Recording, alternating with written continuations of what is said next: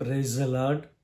అతి శ్రేష్టమైన యేసుక్రీస్తు నామములో మీ అందరికీ ఉదయకాలపు శుభాలు తెలియజేయుచున్నాను.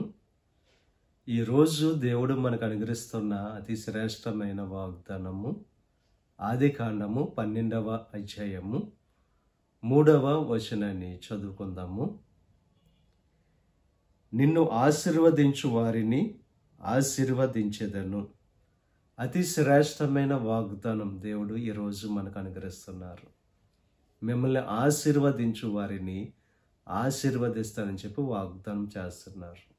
మిమ్మల్ని ఆశీర్వాదంగా దేవుడు చేస్తాడు. దేవుని మాటకు లోబడి ఆయనకు విధేయత చూపితే మీ జీవితం ఆశీర్వాదభరితమైన జీవితంగా ఉంటుంది.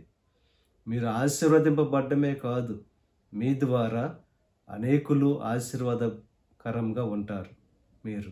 కనుక ఇక ఉదయకాల సమయంలో మీరు ఆశీర్వదింపబడి అనేకులకు ఆశీర్వాదంగా మీరు ఉండాలంటే దేవునికి విధేయులుగా ఉంటూ ఆయన మాటకు లోబడి జీవిస్తూ గొప్ప ఉన్నతమైన శ్రేష్టమైన ఫలభరితమైన జీవితముగా మీ జీవితాన్ని చేసుకోవాల్సిందిగా ప్రభు పేరట మిమ్మల్ని కోరుతున్నాను. దేవుడు మిమ్మల్ని దీవించి ఆశీర్వదించి వర్ధిలింపచేయునుగాక.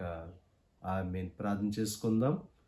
పరిశుద్ధుడా, మహోన్నతుడా, కృప కలిగిన దేవా, ఇక ఉదయకాల సమయంలో నువ్వు అనుగ్రహించిన అతి శ్రేష్టమైన వాగ్దానాన్ని బట్టి నీకు స్తుతులు చెల్లిస్తున్నాం దేవా.